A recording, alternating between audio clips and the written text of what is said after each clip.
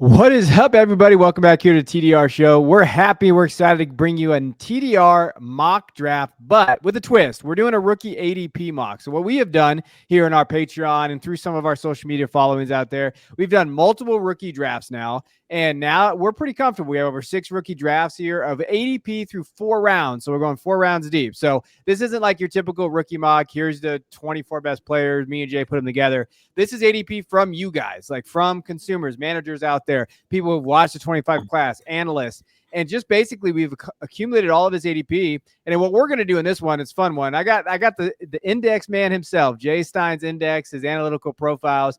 And I said, okay, let's highlight some players right now that I think people are either going to be higher on than others or are having some question marks out there. So we're going to be looking at 5 players going deep into the numbers here of guys you should be watching out for as they declare, if they've already declared. Hey, what are we looking at in their profile? And Jay's going to break that down for us. So stick here at the channel, hit that like and subscribe button. We'll catch you guys after the intro.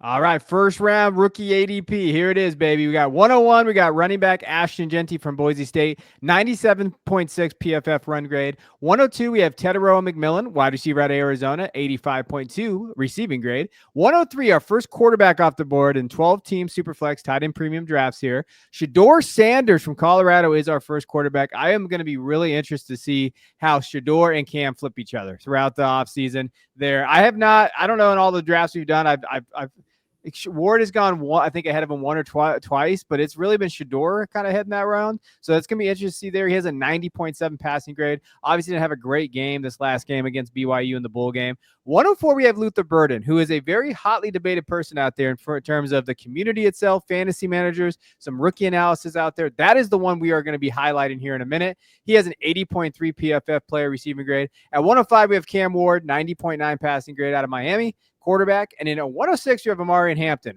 North Carolina running back, 88.8 run grade there. Before we get into your player profile, Luther Burden, anything stand out to you about these first 6 picks? This is pretty chalk right now, right? This is very chalk. I'd say about equal almost Tedero McMillan versus Ashton Jeanty for the first pick.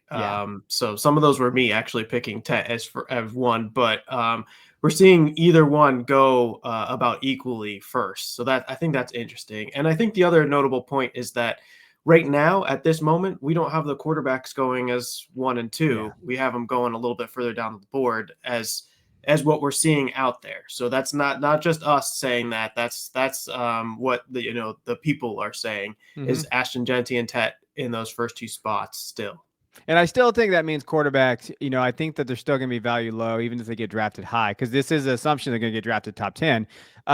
But we'll see. We'll see as it plays out. I mean, we know when you need that quarterback, it's hard. Like we were talking about in Discord, me and another guy, I drafted Bo Nix at 109 in a Superflex draft, and I got crap for it because I needed a quarterback really bad. I was dying out there, and now it looks somewhat okay. But even then, you're like, this is gross. But you never know with quarterbacks. I mean, the narrative out there on quarterbacks, they change so much as we go through it. But we do want to highlight a player here that I think is an interesting player. Luther Burden, Missouri wide receiver, 5'11", 208. I'm going to run through his 2024 stats, just his bare stats, kind of looking at kind of the big ones. And then what Jay's going to do is he's going to work through the index. Now, I'm not smart enough to go through the index here. So he's going to work you through what he has for him based on his analytical profile. And then we're going to be talking about some data comps. And Jay loves his data comps. They're never outrageous there. So let's get into this 2024 stats. 80.3 receiving grade. ADOT is 9.0. Excuse me. Yards per route run is 2.23. Receiving yards is 676, and a receiving touchdown 6. Notably, did not have a strong year this year. Last year was his better year as a sophomore. But what do the sheets say, Jay? What do they say to us? So the first point I want to make right off the bat is 2023 was an exceptional year. And if you know anything about my process, you got to take into account all 3 years or all the years that they're playing in college, or 6, especially weighing, depending on how many they play. Especially weighing the early production. So if you're producing very early in your career, that's going to weigh heavier in my model. So if just for example, in 2023, which is his year 2, He was the top end of many PFF and statistical categories. So yards per route run was 3.29. I think that was a top 10 mark. Yak per reception was 8.4. Contested catches percentage was 56.5. PFF receiving grade that year was a 91. Very high end production in 2023. So take that, all of that of what we're saying here in 2024, which I would say is a little bit of a drop off year, but you got to marry all of this together. Luther Burden is not just what happened in 2024. I think there was stuff going on in Missouri's offense, but what Luther Burden did throughout his entire career is a very good analytical profile. It's not tier one. I've gone through that tiering process through my model and through this index process. It was tier one before the start of the season, and I've knocked him down to tier two, but he's still the second best wide receiver in this draft, right behind Tedero McMillan. So I'm going to break down his profile really quick here. The way I look at things, I look at draft capital, size, athleticism, age, production, film, advanced stats, and then sort of I weight each one of those categories to give me an overall index. And based on what you get on the index, so if you're in the 90s, you're in tier one. If you're in the 80s, you're in tier two, and so forth all the way down.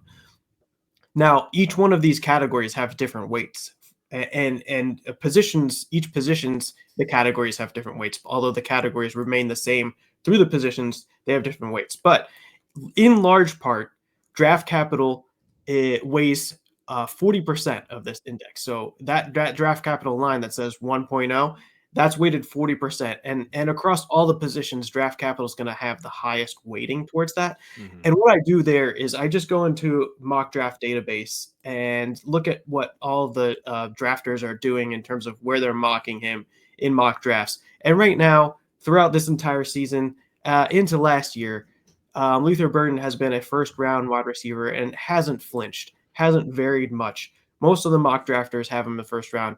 And I think he's pretty close to being a lock in that first round. Although there, crazier things have happened, he does feel like that maybe early, but mid to later first round a draft capital. So clearly 1.0 on the draft capital. Size, throughout all of my positions, size doesn't have much of a weight. It's usually around 5% in most of the process, but I do give it a tiny bit of weight. And it's just that I like to use that as a differentiator between two players that are sort of scoring somewhat similar from size. And I have different metrics for each position, but for wide receivers, I'm looking for 5'11" and taller, 195 pounds and heavier, and a 26 BMI or greater. And if you can meet all three of those categories, which Luther Burden does, he's 5'11", 208, and with the 29 BMI, you're going to get a higher size score. But again, I don't put much weight into that. It's more of a differentiator. Athleticism, right now we have a placeholder, but what goes in there is your RAS score. So your RAS score will go in there where it says 0.73. That'll go in there. That'll be another differentiator. The only position that uses a high percentage on athleticism in terms of how I do it is the tight end position. Tight end position, high on draft capital, high on athleticism. All the other positions, I have a 5 to 10-ish weighting, usually around 5% weighting on athleticism. So not that big of a differentiator. Age is something that's very important to me. I like early declares. I like guys that produce early. So there's a whole bunch of metrics that go into that. And you can see Luther Burden, third year, broke out very early in his second year. So this is a very good high score for him on something that I weight highly. Production, I like to look at different age-adjusted metrics for different positions. So for a wide receiver, I'm looking at things like reception yards per team pass attempt, weighted dominator, EPA per play. And Luther Burden hits on most of that stuff, at least 2/3. So you can see the production's 0.67.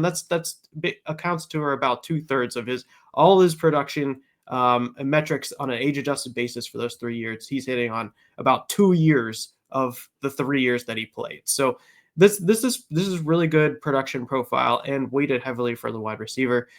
Film, we talked about his 91 PFF grade in year 2. That's basically what I'm using it for. 90. The PFF grade is 91. This year was a little bit of a drop off. I'm using the higher number for him for the film basis, and then the advanced stats. The advanced stats is sort of the PFF type stuff that I'm looking at. And if you just scroll through sort of what Luther Burden's able to do throughout his time, I mean, in year 2, he had a yards per route run of 3.29, which is incredibly high. He's always been a low ADOT player, but that's okay if you marry that with a high yak per reception. And this is something that's differentiated. In year 2, he had an 8.4 yak per reception. Year 3 was 6.1, so it tailed off a little bit. But for his career, he averaged about 7.3 yak per reception, which is differentiated, I think. So as long as you have, if you're going to be that lower ADOT player, as long as you have that higher yak per reception and it's differentiated, that's okay. That's fine. This generally profiles as somebody that, fits a slot role, but I do think Luther Burden's a little bit different. I think he can play inside and outside, but maybe more predisposition based on what we've seen so far as more of that slot player. Yeah. A pretty good contested catch guy. And so just a generally overall pretty good profile. I'd say, last year we had a couple more tier 1 wide receivers. This year, it's just Tet in tier 1 and then a couple of tier 2 wide receivers. So I kind of bucket him as the second best wide receiver in this class, but kind of with Travis Hunter and Emeka Egbuka in that tier 2 kind of guy. But this is a really good profile. I think this profiles to something that has a pretty decent probability of success in the NFL and success in fantasy for his career. Yeah, and I think the thing with this, so I wanted to do Luther just from an analytical perspective, because from a film-based perspective, it does feel like he can fit a lot of different offenses. It does feel like if he gets in a scheme, like I had him going to Houston. So in my last NFL mock, I had him going to Houston because they just lost Tank Dell. I think he'd be a great complement next to Nico. Like Nico Collins and him would fit very well together. Now, here's where I think some people maybe don't like about Luther. Maybe they don't see him being a alpha wide receiver 1, which is totally fair. I think that's a fair kind of acknowledgement there. So if you draft him as a top 5 guy, will he ever be an alpha? I think that's a fair assessment if you're looking at his profile and you're saying, hey, will he's there? But I will say, based on this class and the wide receiver class as a whole, it's not very deep. There's a lot of guys, but I don't know how deep it is from a talent perspective, if that makes sense. And so like with Luther sitting here, I think he's in a tier. I think Travis is there. Emeka's probably being in that range as well. But Luther has that breakout. You saw him his freshman, sophomore year. He was great. Dominator rating was great. Like everything stands out to you. You could do much worse at Luther at 104 than some of these other players later. So that's kind of where I'm leaning there. Are you comfortable in the top 5 then, based on your tiers, or do you just have him in a clump? Luther Burden would be in the top 5 for me. Okay. So I like where his ADP is. I would probably select him in front of the quarterbacks. So if I was playing the draft, I would trade down from the 3 and the 4, which seem to be Shedeur Sanders and Cam Ward over time. Yeah. And select somebody like Luther Burden, if that's the case, if I could do that, or one of the other tier 2 guys. But I do like Luther Burden a little, a bit more than Travis Hunter and Emeka Egbuka within the tier. So there's a little bit of a gap for me between those two, but I do think that they're similar tier. And give me your data comps. Let's hear them. Yeah, so these I explained this in the Devy Discord, and these are not play style comps. These are just sort of, I'm trying to minimize the distance between like reception yards per TTP pass attempt over a 3-year career. I screen for height and weight as well. And then I just look at, for each of those positions, I look for guys who had similar paths. So are you similar build, and have you had a similar path production wise in college? And so the two that stick out to me for Luther were Ja'Marr Chase and Kayshon Boutte, both LSU wide receivers, both had interesting college careers. Ja'Marr Chase had a fantastic career, but then he didn't play in year 3, right? And Kayshon Boutte had ups and downs throughout college, but if you really focus in on parts of his college, or especially early parts of his college career, he had really good data profile for those parts. And so Luther Burden, I think, kind of fits along. If you take career type numbers for those types of things, he kind of fits in kind of what they were able to do during college. Now, I wouldn't say those are exact perfect play style comps, but that's kind of the type of guy we're looking at here with those guys. Although I would say that I'm not saying that Luther Burden is Jamar Chase for sure. I'm just saying what they were able to do in college is somewhat similar. Yeah. And we all know Jamar Chase was an incredible college prospect. And even Keyshawn Foutte was a really good college prospect if you take away all of the outside stuff that went along with his profile. Yeah, I think that's a fair data comp, with what he has if he's in the middle, right? I would enjoy Luther Burden in the middle of both those guys, especially if he's towards Jamar, obviously. But I mean, in that range, you're looking at a very solid wide receiver too, with he's that 1B to someone's 1A, which I think you can be. I just wanted to point this out to people because I've been seeing a lot of hate on Luther Burden right now, and I think you got to be very careful with some people that do Devy or even college because they see his lackluster year this year and they forget about what he's done the previous 2 years. I think you have to put it all in a package together here. All right, let's go. Go ahead. We had the same thing with Jackson Smith and Jigba a couple years ago. He had an incredible year 2, and then year 3, because of injuries or the way the offense was run, he didn't have as great a statistical profile. But year 2 was what we needed to see, and Luther Burden in year 2 was what we needed to see. Yeah, 100%. Now look at JSN. He's a wide receiver 1. Look at that. We made it. All right, let's look at the next 6 picks here. 107, wide receiver Emeka Egbuka, 83.7 PFF grade out of Ohio State. 108, our first tight end off the board, Tyler Warren, Penn State tight end, 93.0 receiving grade. Travis Hunter at 109, a wide receiver / corner out of Colorado, 88.4 PFF player receiving grade. Caleb Johnson, running back out of Iowa at 110. So he is our third running back off the board. 111 is running back Quinshon Judkins from Ohio State, which is kind of an eye opener for me. 87.2. I think from an ADP standpoint, that one's shocked me the most. And then 112 is Colson Loveland, 90.2. And let me tell you right now, boys and girls, if you can get Colson Loveland at 112 in tight end premium, I'm all about that. I think that's a great value in terms of where his ADP's landing there. I don't think him and Warren are 4 spots away from each other from a fantasy perspective and from a prospect perspective there.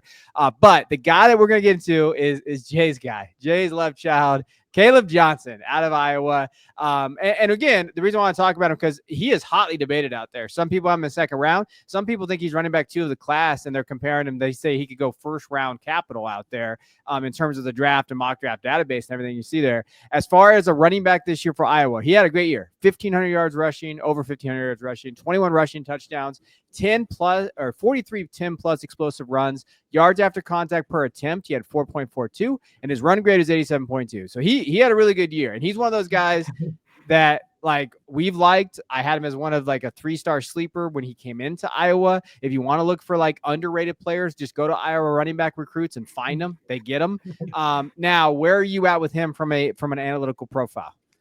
Yeah, and it's basically the same process, same categories here. He's got second round draft capital, which you can see there's a little bit of a knockoff drop there. Now, actually, when we actually get the draft capital, I actually have a more gradient type of way that I plug in these draft capitals. So the higher first round pick gets a higher number than the back of the first round. And the same thing goes for the second round. There's sort of a gradient scale there. But right now we got him as a second rounder, so he's got a 0.9 there. Size-wise, for running backs, I just look for something above 205. You can change that around. Some people use 200. Some people use something a little bit higher, like 210 or 208, 210, something like that. Mine's 205. That's just a minimum threshold that I get.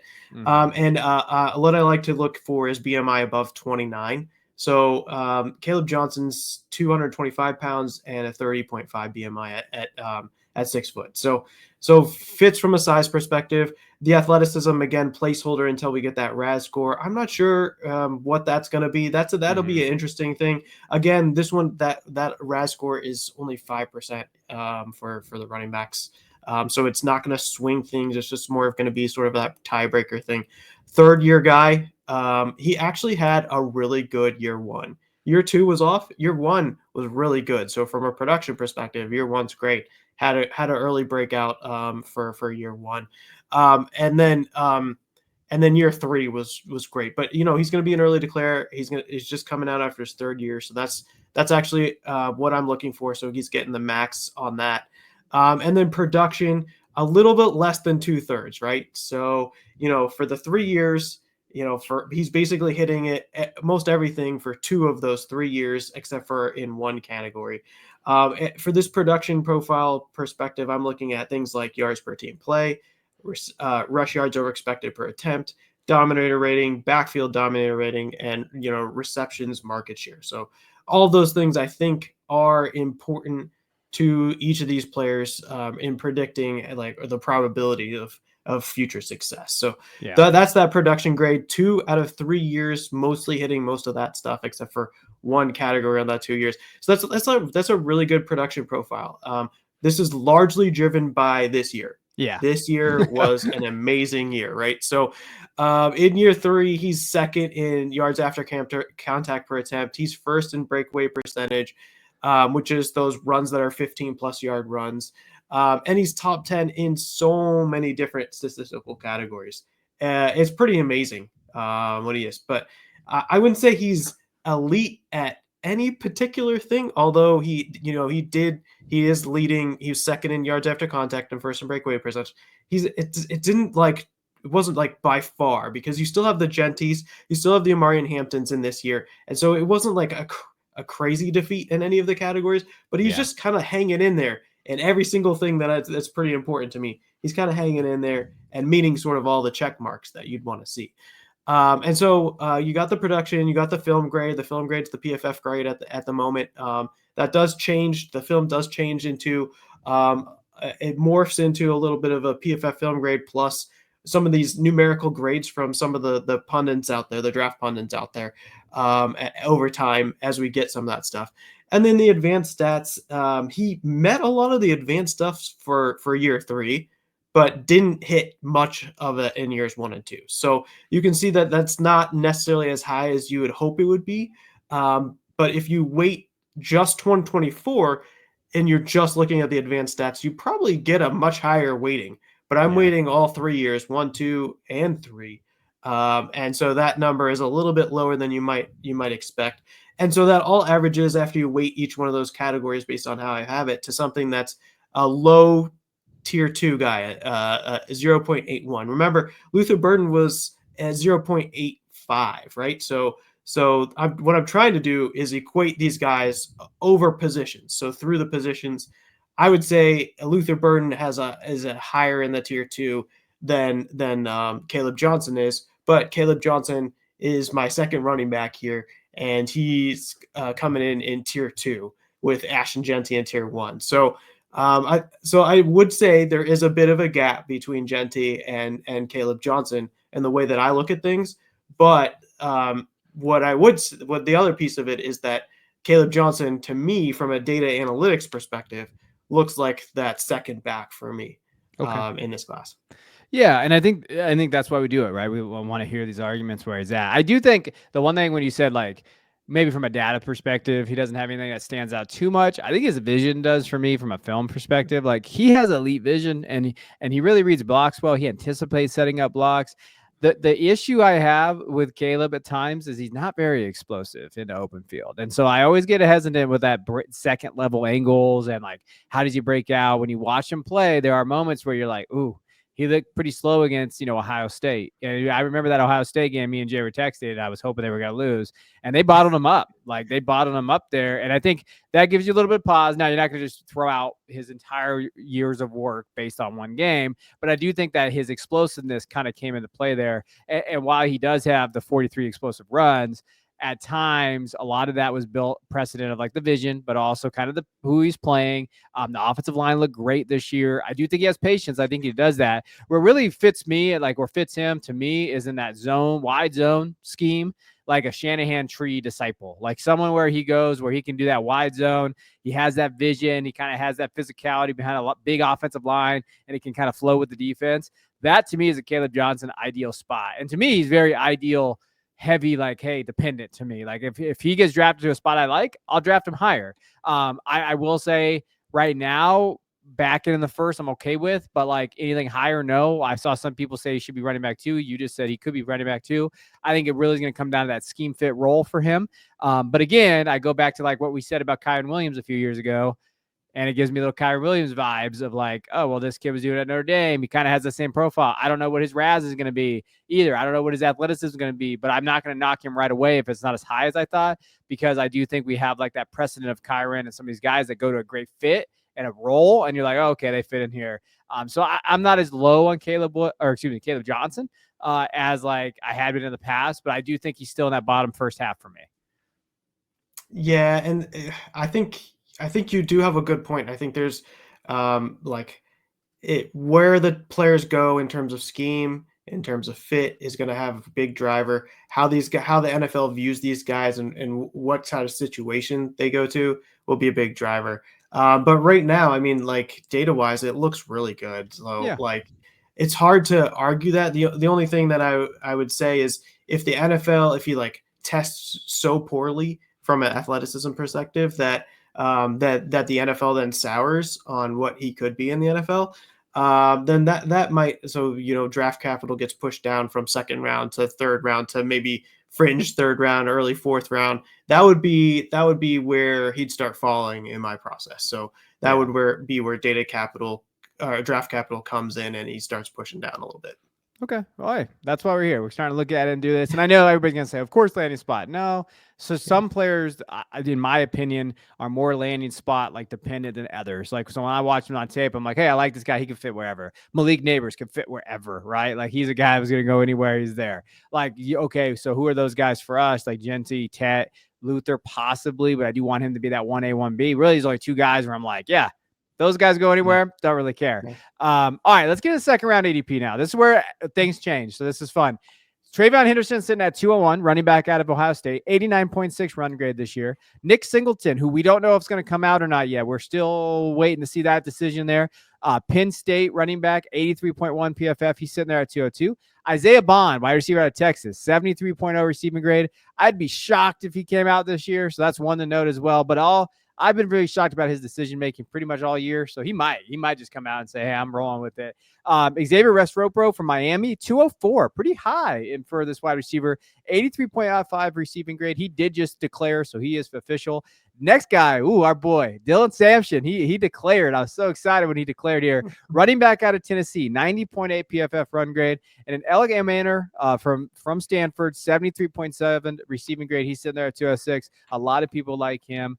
But the guy we want to highlight here is if we can get this kid the second round, Jay, we're happy, right? TreVeyon Henderson from Ohio State, 5'10", 208, 210 listed. We'll see where that kind of comes into play. Right now, 2024 stats before the Oregon game, 89.6 run grade, 4.17 yards per contact per attempt, 10 plus explosive runs. He has 29 of those, 825 rushing yards and 8 rushing touchdowns. Now you might be like, that doesn't sound like a fantastic statistical profile.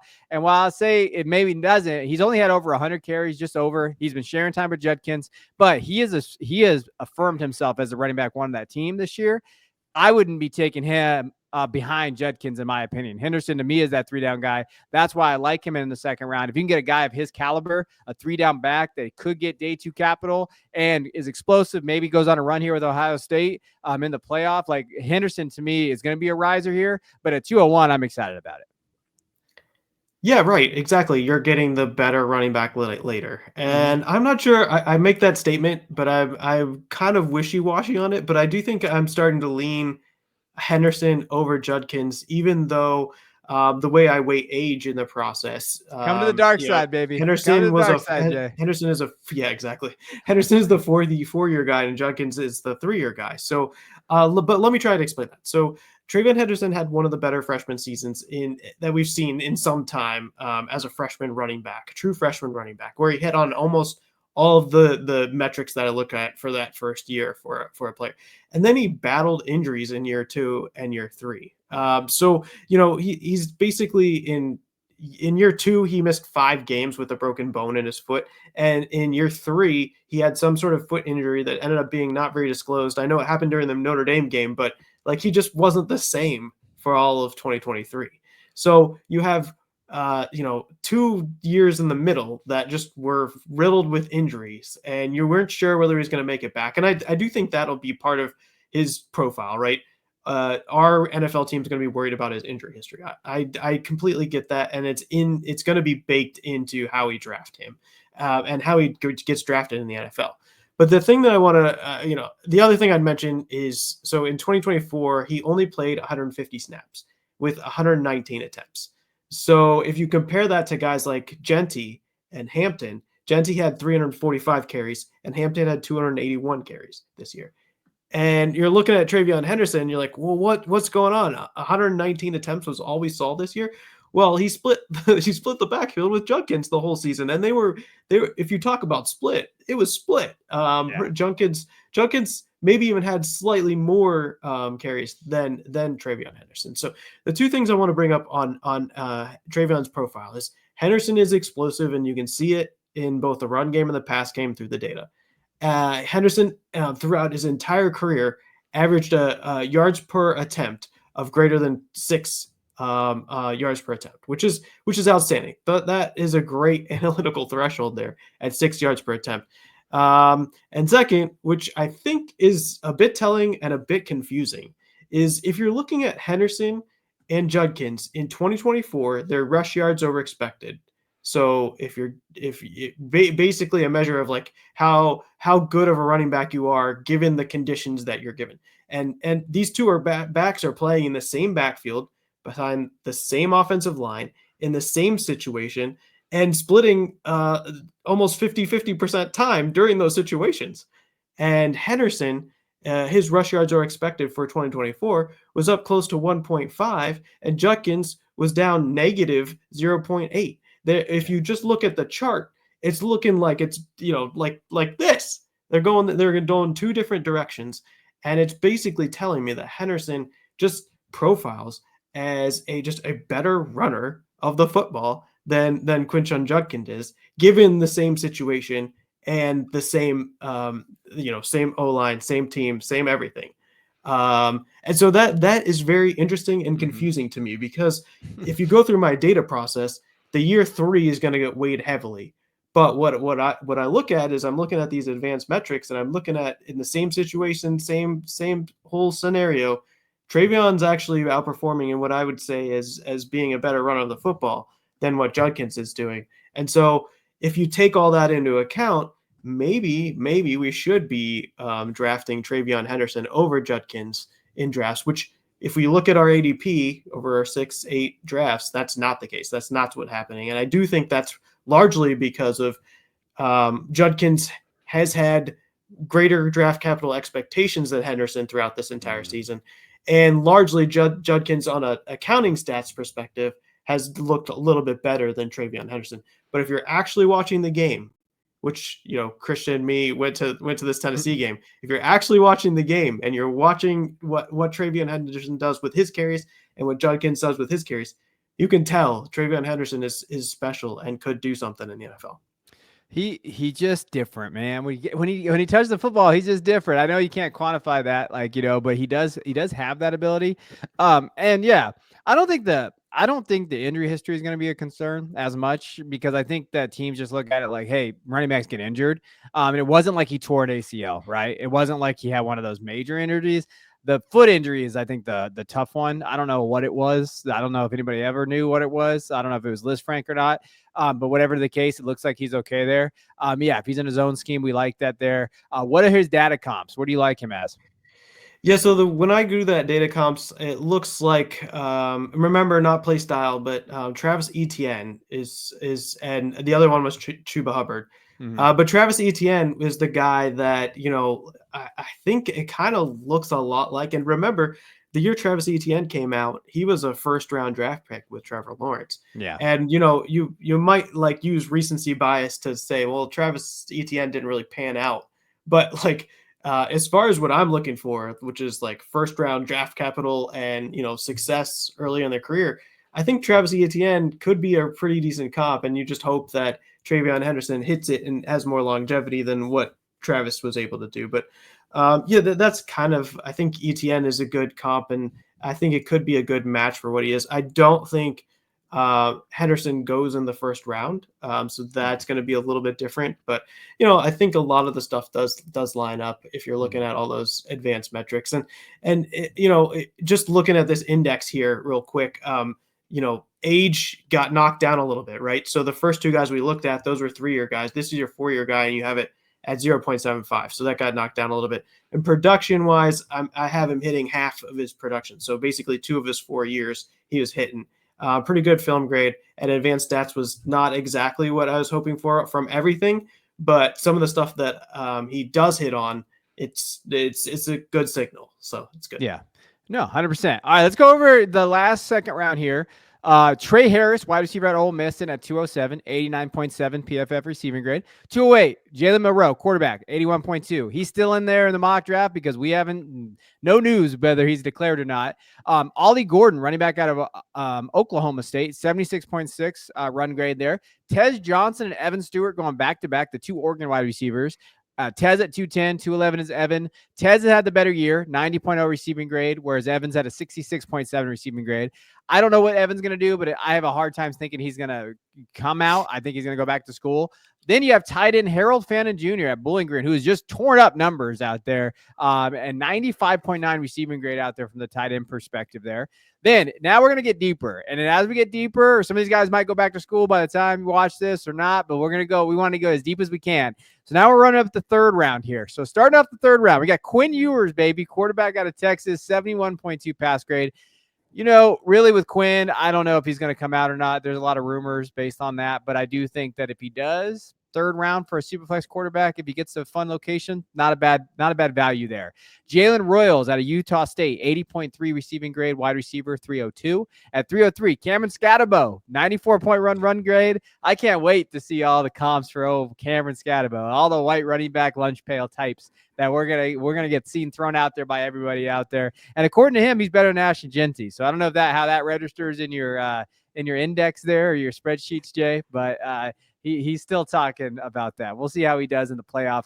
Devin Neal. We're Devin Neal stands up in this area here. 304 running back out of Kansas, 89.9 run grade. I think he's getting forgotten about a lot out there, and I think the pre-draft process is going to push him up higher. DJ Giddens from Kansas State, 84.1 run grade, and then Kyron Lacey, LSU, 72.3 receiving grade. That wraps up the middle of the third. We're not going to profile on these guys, but Jay, any quick thoughts here on these 6? The slide before, Ollie Gordon's probably too low for me. Okay. Jalen Royals was somebody that was interesting to me this season. You know, like hits a lot of these metrics, and I was going through the process. I was a lot higher on him than I thought I was going to be. Same with Elik Animair as well. So those 2 guys were interesting. That you know, I didn't know that much about Jalen Royals coming into this season, but you know what he's able to do this year really stood out for me. And I agree with you. I'm a Devin Neal stan as well. Yeah, Devin Neal. Remember the name out there. If you're starting to get in the process, go watch Devin Neal first. Just go see what you think of him as you go. All right, wrapping up the third round, we're going to profile one of these guys. Jaden Higgins, wide receiver out of Iowa State, 90.5 receiving grade. 308, running back RJ Harvey out of UCF, 89.7 run grade there. Woody Marks, 84.1 running back, receiving run grade there out of USC at 309. 310, Jack Beck, I think it's Beck, 83.6 out of TCU. Betch, wide receiver. Yeah. We're gonna highlight him. We're gonna profile him. Then Jackson Dart just declared he is coming out. Quarterback out of Ole Miss, sitting there at 311, and then at 312 we have running back Jordan James from Oregon, 91.3 run grade. But we are going to get into Jack Beck. We'll get to that. I'll know how that sounds. I've heard it 2 different ways when I was watching highlights there to try to see how they pronounce it. But the TCU wide receiver, 6'2", 215. When you look at him, 83.6 receiving grade, pretty good there. 13.3 ADOT, yards per out run, 2.44, had over 1,000 yards and 9 touchdowns this year for TCU. Savion Williams is another wide receiver out of TCU that people really like, but then you put out the tape, you're like, hey, who the hell is this Jack guy, number 18 out here? Former LSU kid. What's the data say to you about him? Yeah, so I think the comment that you have to make on him is that he started at LSU and played 2 years there, then transferred to TCU here. And if you play C2C or you're in Devy, you understand this, that he had that like tight end wide receiver hybrid designation, right? So people thought he was going to be a tight end to start. And then year 2, we figured out he's probably going to be a little too light for the NFL to take on that tight end role at 215 pounds. So maybe you got to be a wide receiver. So then he had to learn to be a wide receiver, and then you throw in a transfer in there. And so now he's a wide receiver at TCU. The first year he's kind of learning to be a wide receiver. In the second year, he goes off. He has a really good year. So again, this is a year 4 guy. So from an age perspective, slightly gets that knock from my process, but getting 0.75 on age, at least we're not talking about a 5th or 6th or 7th year guy here. It's a 4-year guy is not a death knell here in my process, but just wait the 3-year early declare guys earlier. Draft capital wise, he is right now on mock draft database is 6. And so this is the part of the analytical process, 6th round. So this is a part of the analytical process that I'm excited about from him, because he's going to go to the Senior Bowl. And I think that draft capital, that draft stock's going to rise here. And so, weighting draft capital at 40% right now at 6th round, if he moves into the 4th, 3rd round, back of the 3rd round, that draft capital is going to get that as part of this index number is going to get rise up higher. And so I think that he can be one of those wide receivers that rises through the draft evaluation process and kind of gets some of that momentum. And then that index grade is going to rise up. And I think he'll be moving up boards and instead of moving down boards when we see him through this process. So, a good size wide receiver. We don't know the athleticism yet. Production, he had a really good year 1. And he had a really pretty good year 4. It's not perfect. This is not a perfect profile. Clearly, we can see about a third of his production metrics from the stuff that I look at for wide receivers. So, we saw Luther Burden, we saw Travion Henderson, both have much higher production from for their metrics. Jack Betch, not as good from a production perspective from those age adjusted metrics that I look at. Film is that PFF grade, and the advanced stat stuff, he actually does look pretty good on that metric. I don't weigh that as heavily as I do the production piece of it, but that is one area where he is looking good. And the points that I want to bring out on that is he has a really good PFF receiving grade. He has a really good contested catch percentage. And the one thing that the contested catch percentage stood out. I think it was 61.3 career contested catch percentage and 64.7% for his year 4. And if you go and look at the rest of the wide receivers in this class, there are a few that are ahead of him. Savion Williams being one, Elijah Surratt, Travis Hunter. Those guys there's a few in front of him, but there's not many that had as good as a contested catch for his career as Jack did. And then finally, the drops. He has some of the lowest drop percentage that in this entire wide receiver class. And for this year, he only had, I think it was one drop on 91 targets. So his drop percentage was 1.6% for this year, which is absolutely incredible. So, when he's throwing the ball, it seems like he catches everything, which I think from the film perspective, I think will stand out as well. And will also probably help him through that draft evaluation perspective when people start going through the data. So, I really like the profile. I don't think it's a perfect by any means. Obviously, that production score is fairly low, and right now the draft capital score is fairly low. And you just want to see that just sort of get bumped up through this draft evaluation process. And I think this is one of those profiles where those parts that are important could actually be on the rise. That draft capital could actually move up, and I think he could tier up in this process. Yeah, no, I think so too. I think when you look at him too, he's kind of reminds me of that X type receiver. He can be a power slot too, but he really helps out in the run game. He's a great blocker because he was a tight end. So he played that tight end role so much. So you like that about him, because I do think he has that great hands. They're reliable. Like when he pops out, he catches up pretty much everything like you mentioned. Like that shows up. I think the big thing for him, what's that athleticism testing going to be like? And then I love like Jordan Whittington last year from Texas. Like he reminds me of that glue guy type of guy too. I think Jack's more athletic though. I think that he can kind of be that. And because he had that dual versatility being a tight end wide receiver, I think maybe teams will use him differently. But I think he's a high floor guy. I think he can be. I don't know necessarily like where he's going to get drafted, but if he goes in the 4th round, that's not a bad profile to take a shot on. Here in the 3rd, but in the 4th, I wouldn't mind taking a shot on a profile like that. That's what we're trying to do for you guys right now, is just trying to provide profiles for some of these guys that later, as people all talk about them, you guys know people are going to talk about these guys so much. Like, okay, well, remember when Kevin and Jay said in December, hey, this profile is not a bad bet in the 4th round, especially if he gets drafted by X team as we go into it. That's what you're looking to try to add here. That's why we're trying to do this, just to give you guys just some tidbits now to keep it in mind as you kind of go through the whole process. All right, let's go to the 4th round. Not a lot of people are not doing 4th round. That's why we want to do ADP so that we can kind of do it here. So 4th round here at 401, we have tight end Mason Taylor from LSU, 69.1 PFF passing grade, receiving grade. 402, we have running back Katron Allen, 82.1 rushing grade there for Penn State. Bayshaw Tutin, run grade for Virginia Tech, running back at 403. 404, Matthew Golden out of Texas, wide receiver. 405, running back Raheem Sanders, 85.2 run grade. And then Ricky White, 82.2 receiving grade out of UNLV. Before we get into our profile of Mason Taylor, anybody stand out to you here?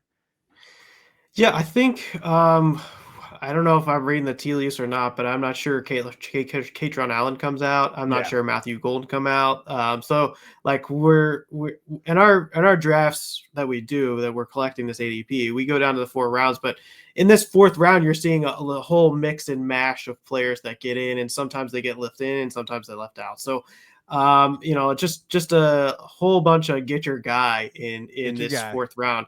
But Raheem Sanders, I'd say we're going to profile Mason Taylor, but Raheem Sanders is somebody that stands out to me, somebody that had a pretty good start to his career in college, but really tailed off. And then this year it showed a little something. And I think he's got the physical profile to be something interesting.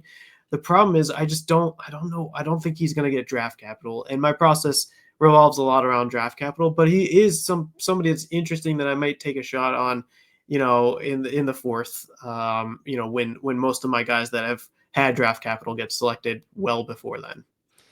Hey, listen, I know I make fun of Raheem a lot back in the day because I was a Travion guy. I'm kind of in on Raheem, 4th round Raheem though. Like 4th round Raheem actually doesn't sound too bad based on where he bounced back this year. I don't mind it, especially with where his value's at there. Now, the guy we want to kind of profile, Mason Taylor, tight end out of LSU, one of my favorite guys. I think his athleticism is going to just crush people. 6'5", 255, 2024 stats, 69.1 receiving grade, 8 outs, 8.6, yards per out run, 1.24, receiving yards, 546 yards, and 2 receiving touchdowns. So the production grade is not going to be amazing, but for tight ends, that doesn't necessarily matter as much as people think it should.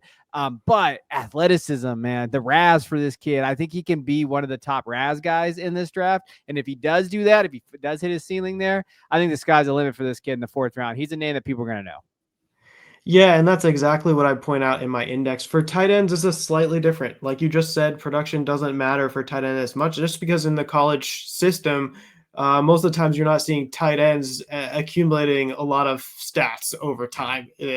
Freshman, sophomore year, you don't usually see it until junior, senior, and even then they're not involved much in the offense. Like Brock Bowers or something like that, who's like a unicorn when it comes to that kind of stuff.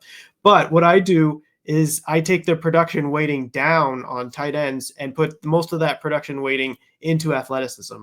And like you said, Mason Taylor could be one of those guys that has a really high athleticism score. And I use the relative athletics score in my process. So what you've seen for all of these other players is something that's like 725-ish. And that's sort of my placeholder for those guys. This guy, I used something we used in the offseason. So before this 2024 season, I had Christian go through and mark down some guys that had really, really high relative athletic scores, have him give his guesstimate of what they could be. So this 0.89 is something that we had in our model for Mason Taylor before the season even started. This is one of those guys that we had as somebody that could jump off the scales from a RAS perspective. And so that's a big part of this weighting here. He's also early declare 3-year guy. So that's, again, something that's really interesting to me. And right now he's getting draft capital for the 3rd round. So basically what I'm looking for draft capital is, for QBs, I'm looking for 1st round. For running backs, wide receivers, and tight ends, I'm looking for day 2 or better. So 1st, 2nd, or 3rd round. And Mason Taylor is getting that draft capital right now. So he's in that 3rd round, which is a very intriguing profile for me. Again, production isn't perfect. Film isn't perfect. No. The advanced stats, the PFF stuff isn't perfect. But does it need to be if he gets drafted in the 3rd round and has a really high relative athletic score? I'm not sure it really necessarily does. Now, I have him here as a 0.7, which puts him in the tier 3. So the way my tight end rankings are working right now, I have Colston, Loveland, and Tyler Warren in tier 2, but I actually would say that there's a decent sized gap between the two. I have Colston, Loveland, even though they're both in tier 2, quite a bit ahead of Tyler Warren in the way that I look at it. And then in tier 3, I have Harold Fannin Jr. and Mason Taylor, which was not what I was expecting going through the data process. Part of that has to do with the athleticism score, so he's getting the bump there. Part of that is that he's an early declare. But it was a bit surprising to me coming through this process and seeing what kind of season he had from a production perspective, which wasn't exactly perfect. But this is the ingredients to making something that could work in the NFL, could give you a shot in the NFL. I'm calling my shot right now, so everybody can bookmark it out here on YouTube. You guys like to bookmark my stuff, but I think Mason Taylor's a 3rd round pick. I think Mason Taylor is going to be a 3rd round tight end. So I think that he can go in the 3rd round. I love his ability, his catch point, strong hands. I think that he can go in line if he needs to block, control personnel, good body control. I think that there's things that got to get the usage. Obviously, the pass protection reps aren't great. They never really asked to do that. So in 12 personnel, he's going to have to be that receiver. But I think he can go out in the slot. I love that he expanded his role this year. That's what you want to see. I think he can win against man coverage because I think he's athletic enough to win against there. I think that he provides mismatches. Give me a 3rd round. I think he's got a little 3rd round buzz in him. And that's kind of where I have. So he'll go up in tight end premium and he goes in the 3rd round. Look at all these guys, Ben Sinnott, all these other guys that kind of did that. I think, and Mason Taylor's got that pedigree, right? That bloodline. There's that too. He's an NFL guy. So that's the guy I really wanted to pinpoint there. To wrap up the 4th round, just the RAS picks here. 407, wide receiver Ja'Cory Brooks out of Louisville. 408, tight end Rondé Gadsden from Syracuse, 82.4 receiving grade there. Kyle Monaghy out of Rutgers, 78-point run. Savion Williams, 410. A lot of guys are going to like Savion Williams. Big kid, probably pretty good profile. We'll get to him at some point out of TCU, 71.0 receiving grade. Ty Felton out of Maryland, 79.2 receiving grade at 411. And in 412 is wide receiver Jalen Noel, Iowa State wide receiver. I will say Christian's very high on Jalen Noel. He had him go in the 1st round of one of his last mocks that he did. And if that happens, obviously it's going to bump up a little bit. And if you go check out his wide receiver rankings, I'm pretty sure he has him top 10. I mean, I know he has him top 10. I'm not sure if he has him top 5. I cannot remember because I'm old. But these are some of those guys. There's some good wide receivers in this group here. Savion, Ja'Cory, Jalen. These are guys that could definitely rise up. Yeah, I think the point here on Noel is probably that there shouldn't be this big of a gap between Higgins and Noel. No, we see in him, and like Higgins going as early as he is, and Noel going as late as he is. Higgins going way early, early. So. And then the other point I'd make is on Savion, like if you're looking at the trends in the last few weeks when we saw a couple of draft podcasts talk about Savion and having Savion a little bit higher in their rankings, he is starting to inch up. So I don't think he's going to stay at 410 for long. I think he'll probably start inching up because, he starts making top 10 wide receiver lists from what he can do. Just basically his athletic profile and his, size and the potential that he has, not necessarily the production we saw in all of his years, but the potential he has. He'll probably be a riser. I think people will be excited about him. I don't have him very high in my process, but it is somebody that at least in this near term, I think people are starting to get excited about. I have him just similar to where Jalen Noel is in the very top end of tier 5, right after Jack Besh. So Jack Besh is the last in tier 4, and Savion and Jalen Knoll are in the top of tier 5. So a little bit of a gap, but there's not really, if you're looking at the total index, it's not that much of a difference between those wide receivers. The only exception is I think Jack's probably rises through this process significantly based on where we are at draft capital for him right now. And then to wrap it up, we're going to talk about undrafted players to watch. So these are guys kind of sit on the outside based on ADP. As we get more ADP, they might jump in there.